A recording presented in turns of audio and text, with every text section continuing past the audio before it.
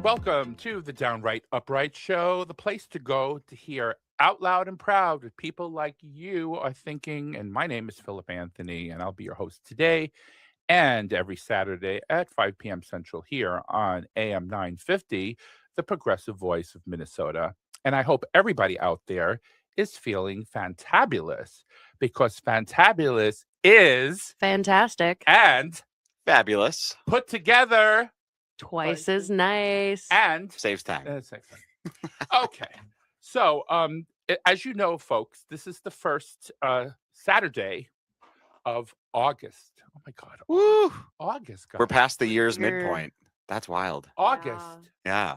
But it feels like, the equator here in Minnesota. It's like so hot. For Like, real. me and Austin and I, we always talk about our pre-show travels here to the studio and how we're just trying to just survive. It's so hot. You can cut the air with a knife. It's been Hence why I'm not wearing sleeves today. I'm anti-sleeve. It's just too hot. look amazing. Too hot for sleeves. Well, you have the body for Is it easy being green? It's not easy being green. Yeah. It's a great shirt. Well, This actually came. So for the listeners, I'm wearing a shirt that just says green. It's a green shirt that says green. This was when I was in St. Cloud. I was in the Great Theater Company. I was in a couple of shows to Great Theater. And we did Clue the musical, and I was Mr. Green. And Tanya, who played Mrs. White, she got all the cast members shirts with their character's name on it. So I love this shirt. Awesome. Yeah. That's awesome. I would have wanted to be Miss Scarlet. No. Oh yeah. She was hot. She and I had a duet together, and I remember we were practicing because it was 4 weekends in a row. It was Friday, Saturday, Sunday shows for 4 weekends in a row. It was a big show, like a lot. And she and I were still every time just before we had our duet scene, we would be in the back just like, okay, let's do one more rehearsal because it was like so complicated. Our dance, there was like a lift I had to do and like a twirl. I was like, oh my God, this is so stretched my theater skills. Unfortunately, though, guys, I'm no longer a Miss Scarlet. I'm a Mrs. White. That's your role now. That's my new role. Yeah. Anyway, I would be remiss, folks, if I didn't introduce the people that make me the smartest talk show host that I could be. So, first of all, I'd like to introduce Austin. Hello. Today is Miss Scarlet wearing your red. Miss Scarlet. Yeah, she looks like Miss Scarlet. And you're Mrs. Peacock today with your blue. Yeah. Yeah, well, she's old too. Anyway, and Mr. Green here, Matt. Hello. Hi, Matt. Okay, so I just want to talk about some wonderful issues that are going on in the country today. When you say wonderful. They're wonderful. Okay. Yeah, they are. All right. We're starting with the upright. I'm joking. Oh, shoot. I had such high hopes. Well, we started the show on a happy note, but I have to go So let's plummet. Let's get back to reality. the downright The part. crater. Ay, Dios mío. Anyway, so Trump's meandering and long-winded address at the White House Correspondents Association annual dinner last week was filled with more attacks on people's character than factual statements. So here are three of the many examples of the falsehoods he spewed. Okay, number one. We're going to start with the big one is the 2020 election because this is really important. It's not a joke, folks. People say, oh, he's making, full disclosure, I have a TikTok page and a lot of socials, under Downright Upright Show and Philip Anthony and all this stuff. And you wouldn't believe the things that people are saying, oh, he's just joking. No, we can't pass off those horrible comments as jokes. But don't they remember January Impact 6th? versus intent, y'all. January 6th was not a joke. No. He said the only reason we had January 6th, Austin, right, was because he said the election was stolen without proof at all. So anyway, I'm just going to read. Not funny to me. I'm going to read the first point that he brought up. So after joking about announcing a run for a fourth term, you're in your second, if anything. Trump lied that he won 3 times because the 2020 election was a quote unquote rigged election. Trump has won twice in 2016 and 2024, but he lost legitimately to Joe Biden in a free and fair election in 2020. Approaching 6 years after Trump began claiming that the election was rigged, he has never provided a single iota of substantiating evidence. So what do you say about that, Austin? Yeah, I mean, just to echo what Matt said, it's not a joke. And we should take Trump at his word when he says he's going to do something. This is a habit of his. He throws out a test balloon to see and create controversy, and then he slowly inches towards it. He has made many comments in the past, including an interview with NBC's Kristen Welker, where he said, "No, I'm not joking about running in 2028. I'm going to do it. There are Mhm. ways I can do it." Representative Andy Ogles in the House submitted a bill that would allow Trump to run for another term. This is not a joke. It is very serious. And the more that we allow them to pretend like it's just trolling or, ooh, I'm owning the libs, that's not what this is. If it was truly a joke, then you will leave peaceably at the end of your term. Yeah. Mhm. Yep. Matt. I'm bothered by something that you said where he is, oh man, now I'm forgetting how you said it, but he just keeps like throwing this out here, like, and to us, and to your point, like the test balloon. I love that metaphor. That's great. And I think that's the thing is it doesn't matter if he's using facts or not. He's created the story and he has stuck to it so much and continues to spew that out that people just start to believe that that's actually truth. Mhm. There's an article I read years ago, and I wish I could cite it right now, but I can't just in the moment. But I remember reading about the very nature of using language like that, where you can just keep spitting the same thing, and then you end up believing that as a fact yourself, whether you're hearing it or speaking it. You just believe whatever that story becomes as well. That is the fact, and that's the core of the truth, even if the actual recorded evidence says otherwise. Yeah. I mean, we're human, so of course we're flawed, and it's easy just to buy into and believe that bias. And if I don't have news sources or other areas telling me the opposite or the actual truth, it's very easy just to fall right in line and just believe, oh, well, that's the thing, and that's okay. And it's okay that Trump can run again. Folks, no, it's not. And let's not let it happen. That's not constitutional.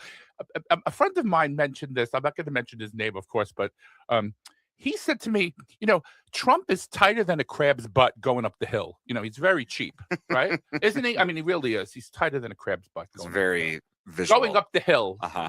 so it's even tighter, right? And he said, Philip, he made Trump 2028 hats. Mm-hmm. Yeah, Spent I've his seen own that. money, Mm-hmm. or maybe the American people's money. We don't even know yet to sell these hats or to provide people with. So if you're not really intending to run, why would you make these hats? It doesn't serve a purpose, does it, Austin? It doesn't, and he's got motivation to stay, right? He's wealthier than he's ever been Mm-hmm. before. Oh, he made so much money on They're grifting on Bitcoin. the Yeah. crypto. He's got power. This is the only reason he's not being held accountable for many crimes is that either things have been delayed or dropped because he's the sitting president. Mm-hmm. And he himself said, "Ooh, if we lose the midterms, I'm going to be impeached. I'm going to be in trouble." He doesn't want to vacate that office. No. He's planning to stay. He's gonna grip onto this power as strongly and tightly as possible forever. Yeah. Mhm. If we allow him to have that happen, and I say we, not saying necessarily specifically like us, the American public, it's really like, where are our lawmakers holding them accountable? Where are lawmakers calling him out and calling out the BS and stopping him? We put them into these positions in order to do that, and they keep choosing instead to cower and to follow along, including people who we believe and trust should be doing otherwise. Mhm. Yeah. That's what's really scary. Yeah. I don't know what sort of democracy we have left anymore. Yeah, Matt, We're scraping. You put it perfectly. I agree 100%. People say don't listen to what he says. He's joking. He's not No. joking. He's not He's joking. never joked in a day in his life. Everything he says ends up happening. He has right? no sense of humor. Correct. That's a fact. But that's what the people on social media were saying to me. Oh, Philip, you're making a big mountain out of a molehill here. No. No. I never heard a president say they're going to run for a third term, and well, FDR did because he was able to, but no, it's not constitutional. And why would you spew? But look at that precedent, though. That's already been set. It's very Yeah. easy for him to pick up that mantle and use that to his advantage. Plus, making merch for it already, so it's easy for him to point to say, "Look, the American public wants it. They're already wearing my merch." The hat. He wore the hat. Mm-hmm. They're probably going on the White House website to buy the hat. Anyway, so the next lie we're going to say that happened during the correspondence dinner, and I want to hear your rebuttal on this, or not, or your agreement, hopefully, is Trump repeated his usual bogus claim that, quote, we have $19.2 trillion being spent in our country due to major economic policies and announcements. That figure is false. Maybe he was referring to the trillions in vanity projects that he was wastefully spending on, like the Arch de Trump. Somebody said the Arch. You heard of the Arc de Triomphe? They call it the Arch de Trump. The reflecting pool, the East Wing, the underground bunker, etc. His figure of $19.2 trillion is fictional and far exceeds even the White House's own inflated tracking metrics, which conflated vague international trade pledges with actual domestic spending. So what do you say about that? Is the investment in the room with us? Because it's not happening in the manufacturing sector. It's not happening in education. It's not happening in infrastructure. Farming. It's not happening in agriculture. I don't know where he's pulling this from. Isn't the American public, shouldn't we all be absolutely furious to see our money being funneled into these stupid projects? And I don't want to see his face or his name on any of this stuff. If, we don't need that. Like, how about help support us who are struggling, who are faced with a struggling economy, who are faced with high prices for gasoline, for food, for bill paying, for student loans, which are skyrocketing this month. Oh, yeah. Like, help the American people live. Don't give us an arch. We don't care about the reflecting pool. You can fill in with concrete for all I care. I'm sorry, but like right at this point, I'm like, that is not a priority for me. Yeah. So grocery prices are high. Gasoline, give me my day-to-day bills. The war, we keep forgetting. And the reason, I want to tell the folks this, and you guys probably agree with me. The reason we don't talk very much about this war on my show is because every 5 minutes it changes. If I said, "Oh, we're at a peace talk now," we're at peace. Then he bombs again, and then we're at peace again. There's a ceasefire, and then they bomb again. And I mean, I don't want to lie to my folks out there. He's doing this, and then he says that this is not a war; it's conflagration or something. I don't know what he's calling it. I don't know what he's calling it today. Yes. The change. Yeah. Yeah. So, what do you say about the money, Matt? About the $19.2 trillion figure that they're throwing out there that he invested supposedly in the United States? Like I said, I guess I'm just sick of seeing the nation's money just being thrown around from this. I don't know how to describe him. Wastefully throwing this money around. I don't know how to describe Trump in ways that in words that I can possibly say on the radio without getting in trouble for we don't it. want to curse yet. Yeah, but boy, do I want to. It's just so aggravating, and it is really scary. And to your point about the war too, you're right. Like it's this whiplash. I don't even know what's happening anymore. I don't even know. It's clearly showing that there's no strategy. They're just kind of going by whatever their feelings are. It's vibes. And let's be honest, I don't want my president to operate on vibes. I want my president to have strategy, and to also be operating with other people who know what they're doing and have some political strategy, who have some hope for the nation and hope for people. And when I say hope, I mean not pretending that some of us don't exist or saying that some of us are better than others. We are all equally important parts of this nation's fabric, regardless of your skin color, regardless of your gender. And yes, transgender falls under that, by the way. So we need to be looking holistically and looking at the world as well. We live in an international society. So we need to really think about how every choice we make builds these repercussions for the future. Yeah, I'm going to put a cap on this by saying the JCPOA under President Obama was amazing because they had people going into those laboratories and watching the centrifuges, making sure that Iran wasn't doing anything untoward. And it, it was much safer under the Obama JCPOA. Here, it's just willy-nilly. I mean, who's in there now looking? Nobody knows what's going on. Well, and they had actually not even contacted the individuals that do that monitoring until recently. That was a whole scandal. But nobody is monitoring. No one is currently at this time frame. But even when they talk about, hey, we're negotiating with Iran, there's dubious questions about how far that negotiating is going, because the people that would be responsible for monitoring that were not part of any of those negotiations happening in Pakistan. There you go. Well, the next subject, it's a lightning round, Matt, right? He's looking at me like, more? Right, Matt? Okay, so Clock's ticking. the clock's ticking. So Troy Jackson has officially secured the Democratic nomination to replace Graham Plattner. You know, he dropped out in the main Senate race. Mm-hmm. And the main Democratic Party convened Saturday morning and voted to make Jackson, a progressive fifth-generation logger and former state Senate president, their nominee.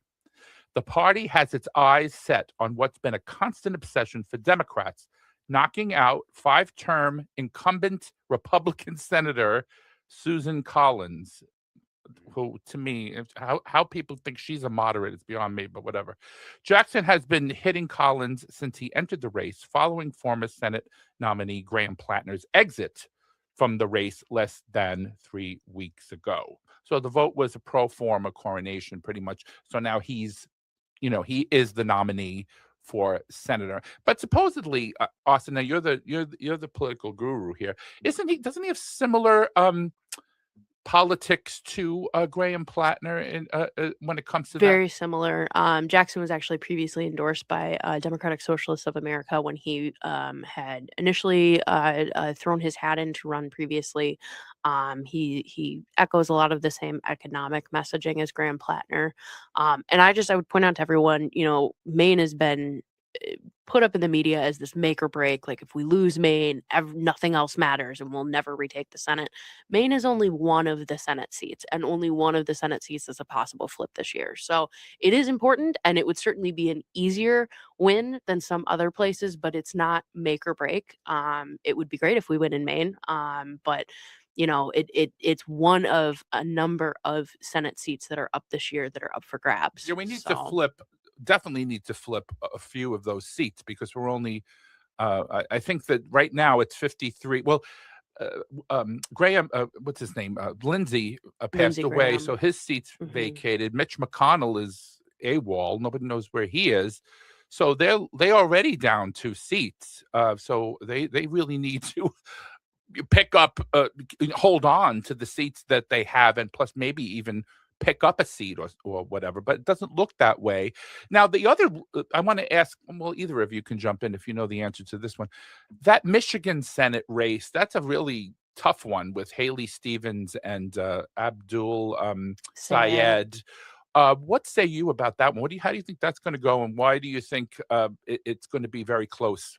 Or not very close? I don't know. It'll be interesting to see. There's a lot of momentum, and it's been a hot race in Michigan this year. And it's really gotten more tense, I guess, as the closer we get to the primary. You had the third candidate that was running, who was kind of seen as a in between alternative option between the two of them. Mallory McMorrow. Yep, and now she has withdrawn. And so now it's really kind of focused down on this ideological battle. Really kind of between a centrist party Democrat. Stalwart and a new fresh face with a lot of Fresh ideas. left-leaning economic ideas. And so it'll be interesting to see. But that, you've got Michigan, you've got Ohio, you've got Iowa, Maine, North Carolina. There's a lot of possibilities. We have a couple of seconds left. Matt, do you want to contribute? I guess I have a curiosity, thoughts from both you. I with the midterms coming up in 3 months, right? We're going to see this, heating up of politics. It's always hot when it comes to politics, let's be honest, but things are just going to start ramping up. I'm curious to see, I'm curious what your thoughts are on how things are going to go, especially how people are going to run, because I think it's very easy for us. When I say us now, I'm referring to the American public to label, well, are they conservative? Are they more liberal? Are they socialist? Which is a swear word for some people. Yes. So, and we want to add these tags to people where I think labels. Let's be honest, these labels are actually hindering us, or really, I would rather look at what choices are they making on behalf of me, on behalf of my community. I would rather see that, but we're stuck in this label society. So I'm curious where you think these things are going to go and how maybe politics will continue to shift. Matt, but I know we're running out of time. So. Yeah, but Matt, you hit the nail right on the head. You always seem to think what I'm thinking. Absolutely. Stop with the labels. Just vote what they're going to do for you. Stop the label. Anyway, this is the Downright Upright Show. We'll be right back.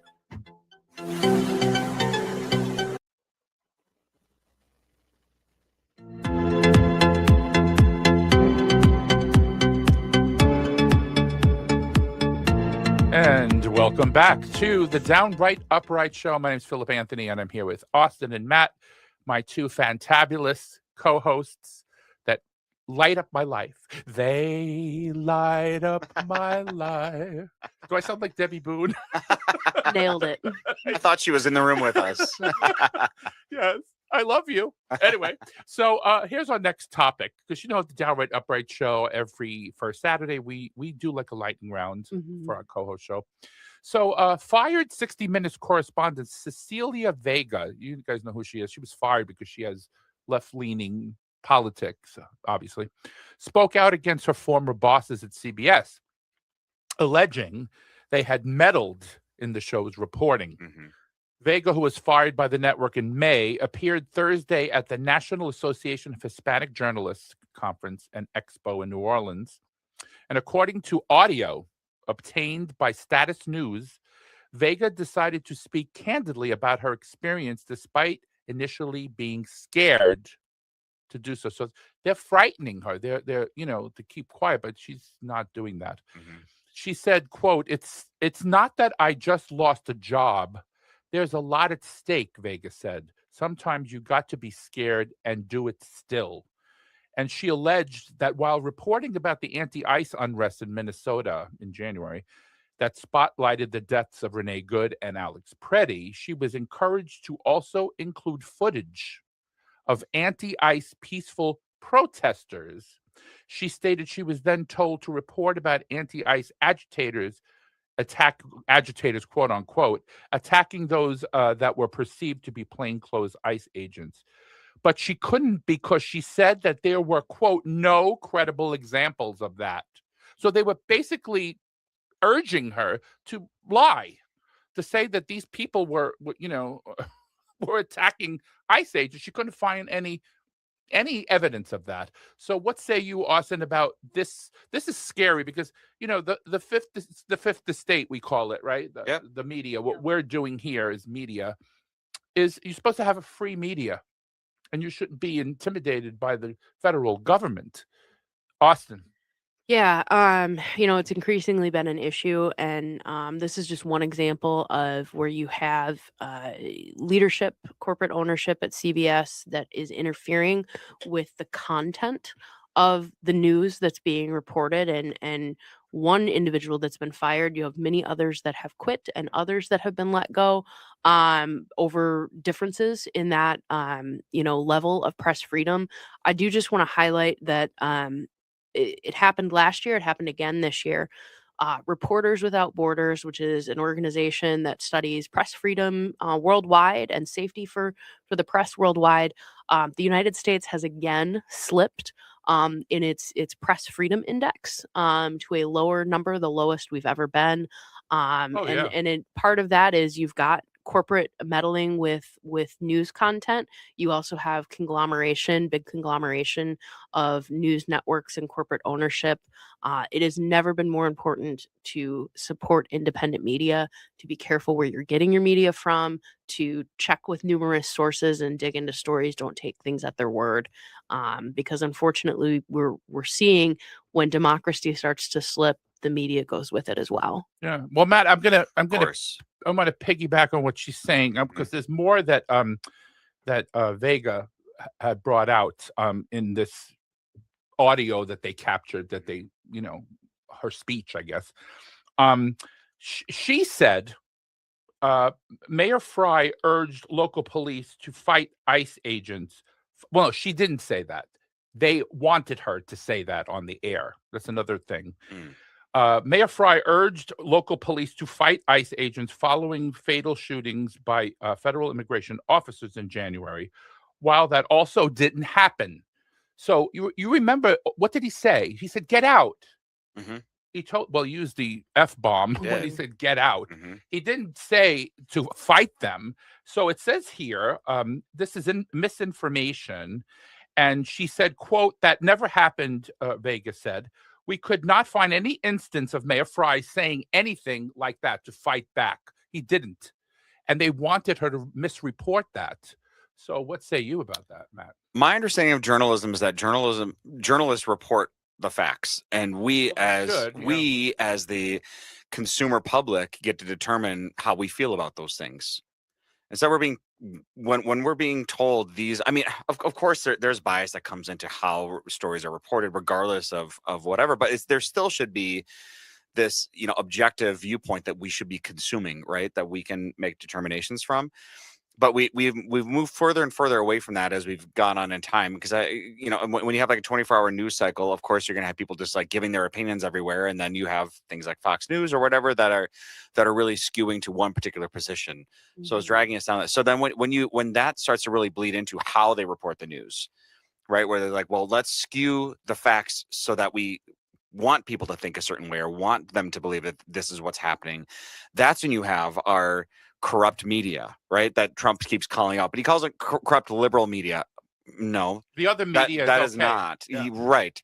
And alternative facts and all that. That's what this is a terrifying way in which our world is continuing to be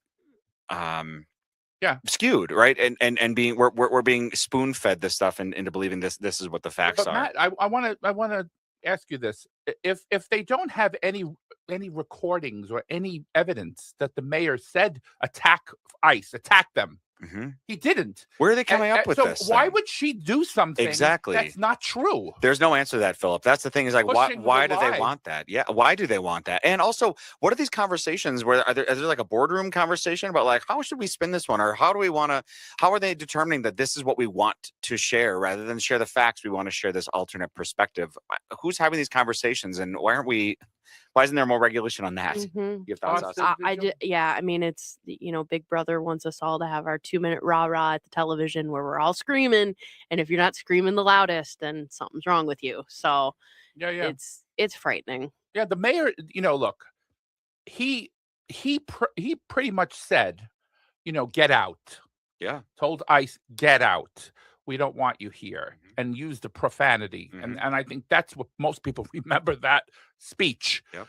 And I don't recall him ever saying attack. And why would you say that? And that's, first of all, illegal to attack a law enforcement officer in any way, shape, or form. Regardless of how you feel about Fry, he's not going to say that. I don't going to say about that. And I would say people on the ground, I think, that were very heavily involved in a lot of the, ICE resistance bits, felt that Jacob Fry didn't do enough. Yes. So the narrative that like, oh, he was, that's just laughable to anyone that was on the ground. I mean, well, he's been criticized on both sides pretty much. I've heard the left criticizing him, and I've heard the right, of course, criticizing him. So, I don't know what you feel about him.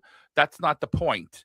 When you're being told what to report, or what to omit, because omission is another thing that a lot of fake news bureaus are using, because if they don't want to report something that's negative about Trump, for example, they just don't report it. They'll leave it out. Like the war. They don't even call it a war on Fox News. The only thing you ever see pretty much is trans this and trans that. I mean, that's their boogeyman. They have to find somebody to pick on, because they have nothing to run on in this midterm election. Nothing is happening that's good. The prices nothing that aligns with what they want to be reporting on. Yeah, the price of gas has not gone down. The grocery prices are not down. The energy prices, farmers are still losing money. People are dying in the war. I mean, it just goes on and on and on. And they're still blaming Biden for this all, by the way. The war? He had nothing to do with that. And that is true. That one's on Obama. Oh, Obama. Right. Well, that is true. That does come up, which is crazy. I got news for you. I remember the right wing getting on Biden because he withdrew from Afghanistan. And unfortunately, 12 people got killed in the withdrawal. Capital W, people. He wanted us out of Afghanistan. It was an endless war that nobody was winning. And he said, I don't want to see anybody else killed, American citizens or Afghans. So he pulled us out. A withdrawal date that was set by Trump. Well, that's true too. That's why they had to do it really quickly, but the right wing, you just notice how they jumped on that bandwagon. They were showing videos of the people hanging onto the plane and on the the nose gear and on the the landing gear and trying to get out of the situation. Mhm. It was just, it's obviously fake news. Obviously, Mhm. people were getting out because they couldn't fit on the plane. Everybody wanted this war over. I don't think there was one American. Oh well, now they don't want a war, but Trump is starting the war, so now they're happy about that. That there's a war going on. I mean, make up your mind. Do you want war or you don't? You said you voted for Trump because you don't want war, Mhm. and he said he's going to stop endless wars, but he didn't. Anyway, does anybody want to finish with this? I mean, I could go on and on about the BS that's going on, but some news bureaus are using omission. Mhm. They are not reporting things they should be reporting, and that's how I want to leave that. Anyway, let's go on to elections one more time. Okay, so I'm going to beat a dead horse, folks. I mean, because I think this is so important to democracy. I mean, without democracy, we might as well be the Soviet Union. Um, I do this because I want to make sure that everyone knows our elections are secure and they're not rigged. Okay, because if you lose your trust in an election, any election in the United States, you are losing trust in democracy. So Trump made an election conspiracies address in prime time. Remember, he went on in prime time last couple of weeks ago and you know preempted all these shows to say In that the address that could have been an email. yeah. Yes. But he said Ridiculous. he focused it on election integrity, voting machine security, newly declassified intelligence, which there was none, alleged foreign interference by China, and nothing about Russia though, which is interesting. At the time, Trump heavily teased the speech as really big news. Then, in his actual speech on July 16th, he warned of quote, shocking vulnerabilities in our election infrastructure. He has cast doubt on the country's ability to hold, quote, free and fair elections, but offered zero bupkis evidence that widespread fraud had occurred. Austin, Yeah, I mean, it was nothing. disaster. There was nothing new presented. Much of what was actually released document-wise contradicts what he said himself. And that was highlighted when asked after the fact, does intelligence have any proof of this? And the White House, had to issue a statement that no, the intelligence community has no proof of any tampering that changed or altered votes. They're just repeating it for the sake of hoping repetition will sink in. And I've said this before on this show, but I will stress it again. Elections are so heavily decentralized, and that is a large part of why they are secure, because the people that run elections, the people that work in your polling place, are your friends and your neighbors and people in your community that step up to serve as election judges. These are not some grand conspiracy. I mean, these people can't even handle taking algae out of a pool. Do we really expect that they're going to be able to mastermind some grand conspiracy to put people in all of the polling places? That's just not how elections work. And I would say if you have concerns about election integrity out there, you can get in touch with your local elections officials. They will often do days where they have it open to the public and you can come in and see how the equipment works, and it's not a big scary thing. And when most people find out how elections actually work and how decentralized they are, most people realize how difficult it would be, one, for somebody to impersonate a bunch of people, or two, for it to have some grand election conspiracy that just doesn't happen. Yeah, and what did Chris Krebs say, the director of cybersecurity and infrastructure? That there's no evidence. Yeah. Yeah. That's Trump's own guy said that. And and one more thing before I get to Matt. Governor Mikey Sherrill of New Jersey, she discovered 3,000 votes that were cast incorrectly. And she came out, a Democrat, came out and said, this happened and we're correcting it. Well, and was it 3,000 votes or 3,000 people registered? Because I thought it was 400 votes. Oh, was it? Okay. I think it was registration. Was it 400 votes itself? Oh, it wasn't. People that were mistakenly registered. But this is what, again, the system caught them. Yes. That's the... And she came out about it. She could have held it in if she was rigging the election, quote unquote, which she wasn't doing. Thank you for the correction, because I remember 3,000 was a figure. It was 3,000 people and 400 votes. Is that right, Austin? Okay. Yeah. But still, she brought it out, said, this is happening. We're going to take care of it. And she, she's correcting the error. And this is bound to be some sort of minor errors. 3,000 votes is a lot. 3,000 people, I should say, is a lot of people. But she corrected the problem. Matt.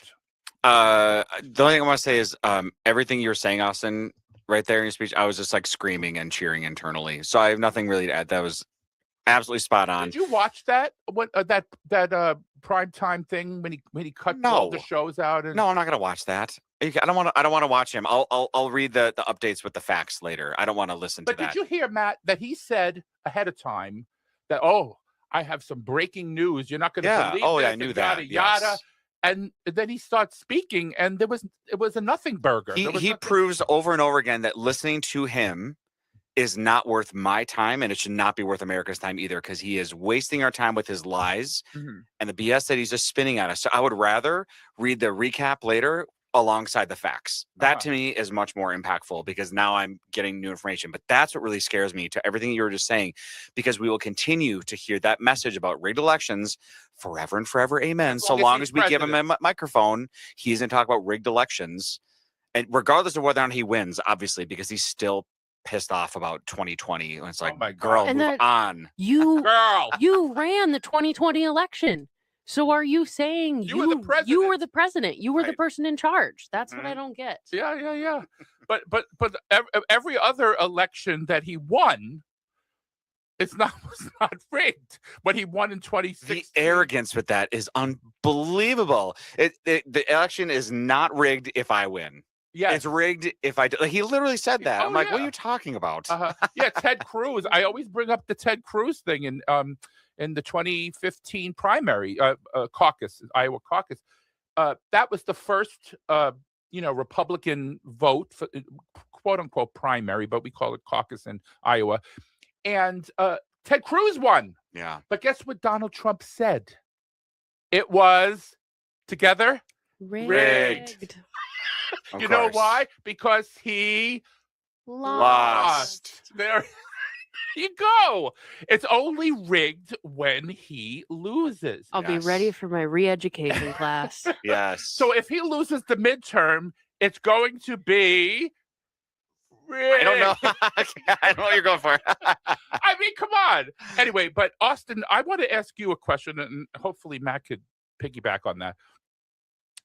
In what ways, plural or way, do you think Trump is going to try to actually rig the midterm election? Do you think there's other than the ICE presence at the polling? That's one. Well, and I want to be clear here, right? Rigging an election and voter suppression are two different things, and we should talk about those different things. But it's still affecting the vote. But they do impact, and I think voter suppression is a very real thing. We've already seen that there, are threats of intimidation. There are states out there preparing for federal interference. The White House has asked for the voter rolls from different states and sensitive voter data and information that they really don't have any purpose or reason to be asking for. They have made threats and are attempting to weaponize the postal service, where if you can't prove you're a citizen, you're not going to be allowed to vote. That's why I'm not voting by mail, Austin. I'm going to go in person this year. I'm so scared to mail my ballot in. I really am. I'm sorry. No, it's a valid fear. It's a valid fear. I think they're going to try on any and every front that they can. But that is why it is important to remember that elections are at present run by the states. And here in Minnesota, we have very fair, very free elections. We have an incredible Secretary of State in Steve Simon that does an amazing job in running our elections.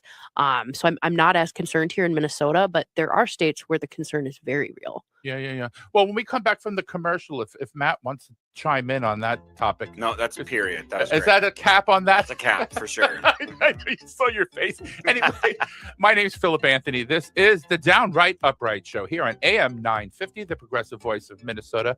We will see you on the other side.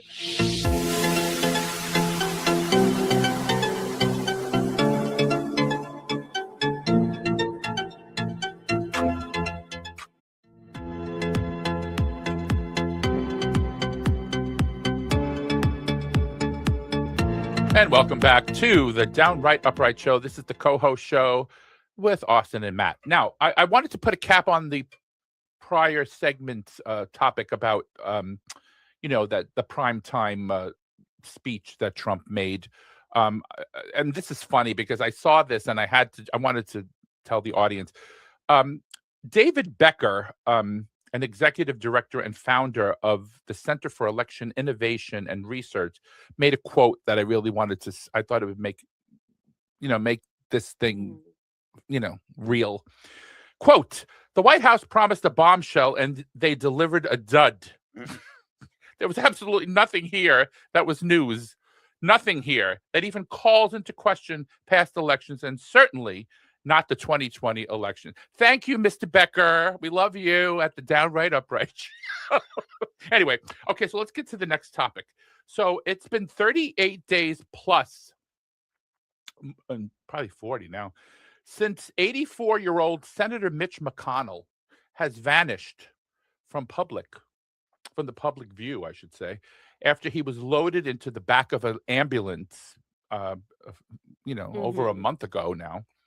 And at the time, a 9/11 call revealed he had apparently had a heart attack, was unconscious, and had received CPR. So that when you receive CPR, that's more than a heart attack. That's when I went to school, that was called a cardiac arrest. Well, yeah, I thought that he was in cardiac arrest, not a heart attack, but I could be wrong. Well, that's I'm correcting Okay. the news broadcast because people confuse heart attacks with cardiac arrest. They're very different. Mhm. Heart Very attack, different, you could be conscious and go, "Oh, I feel a pain in my chest, or my arm is numb." Mhm. That's a heart attack. But when you're out, you're flatline. That's cardiac arrest.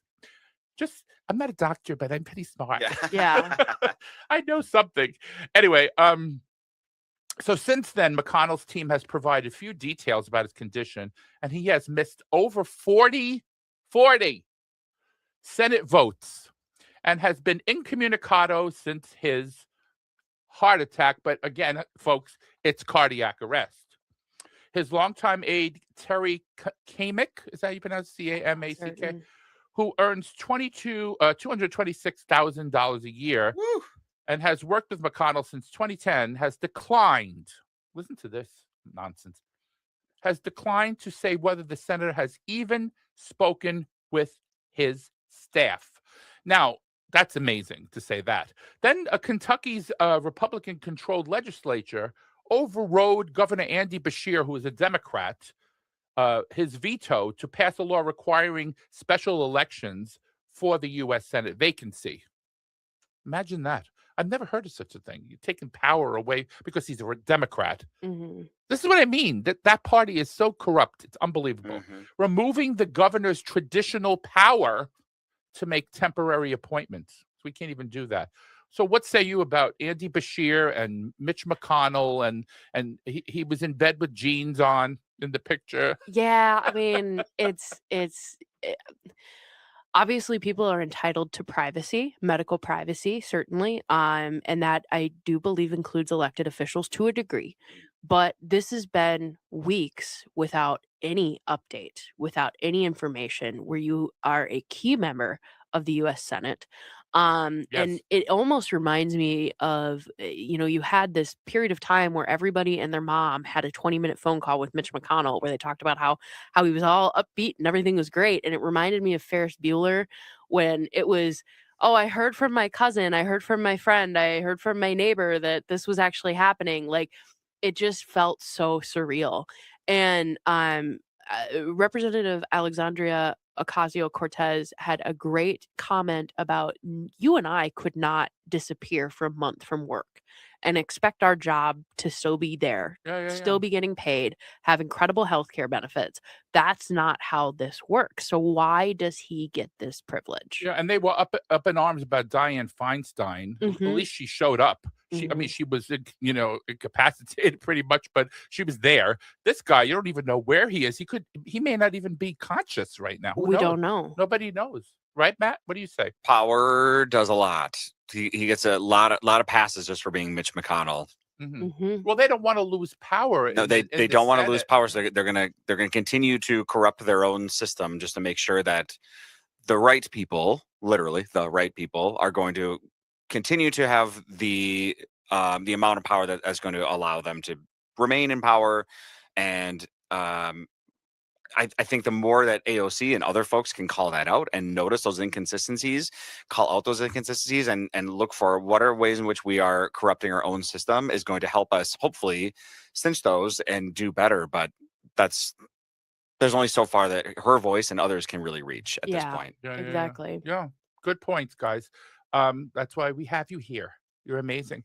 Okay, so we have to do our LGBTQ news. LGBTQ corner. Always at the end, but it was not a happy occasion. You guys heard about what happened in Berlin, right, with the Christopher Street Day LGBTQ Pride Parade. Yeah. An Islamic terrorist attack took place, and the update on that, which I looked at, the suspect was shot and killed by police the next day. After a citywide manhunt, and he was a 21-year-old citizen of Lebanese descent. He had a suspended sentence for preparing a serious act of violence. I didn't know this. Attempting to join the Islamic State group in Syria. So he was trouble from the beginning. But and it says here that the violent rampage left one woman dead and 29 others injured. I hope nobody else died since this report. It's just still one, right? It was one woman. She was a tourist, a Polish tourist that was there. Was 65 years old, was hit and killed. All the other victims were, as of the last that I had looked, in stable condition. But it is just awful and tragic. Because you hate gay people and you hate LGBTQ plus people. It's the continuing conservativization of the world that I keep seeing over and over again. And then we also have this this world international collective trauma that we've all gone through in the last few years with the response to the pandemic and all the repercussions from there. Was sort of this like these massive splits just in how we view the world and health and gender and all these other things that seem to have like bubbled up right to the top, and people don't really seem to know how to deal with those things outside of anger and aggression and extremism. And we see that continuing to ramp up. I seem to see it continuing to ramp up. I don't know if it's maybe being reported differently or if I'm just being more sensitive to it or what, but man, do I just see some amazing acts of terror and despair and trauma. And I just cannot tell you how much this toxicity is going to continue to seep into our culture, our international, our worldwide culture, if we don't do more to combat it. And it's not like I have all the answers for it, but we need to recognize that we are all dealing with this trauma right now, and there aren't any real good solutions, unfortunately. Yeah, but what does it take, though, Matt, for a person? It takes support from a government, to be honest, because they have this positionality. They have money. They have power. They have position. They have elected places where they can do things for their communities, right? And that international relations too. But what about the killer? I'm saying, what does it take for a person to go with their vehicle, run over people, and apparently he crashed into a tree, and then he came out of the car with a machete. Yeah, and he started attacking people with the machete. So that's where the injuries, I think, started to happen. What kind of hatred? I mean, look, I get it. You're religious and you think it's wrong to be gay. There are Christians that think it's wrong to be gay. There are people in all different religions that, but they don't go around killing people. I don't trust religion. But some of them do. I mean, that's that's the problem. That's the thing is, regardless of which religion or having no religion, there has been this radicalization of predominantly young men. And there's a lot of theories about why that is, but it is happening, and violence has continued. I did look it up before we started here. Just here in the U.S., since 2022, violence against the LGBTQ community continues to rise. It's soaring, yes. Well, anyway, could you believe that the show's over? I know. We'll have to pick this up next month. I know. There'll be more to talk about, I want to thank Austin and Matt. I love you so tremendously. Thank you. Love you back. You are the best people. Vote in the primary. Vote in the primary, August 11th. August 11th. My name is Philip Anthony, and this has been the Downright Upright Show. We love you. Vote August 11th in the primary. Bye. Bye-bye.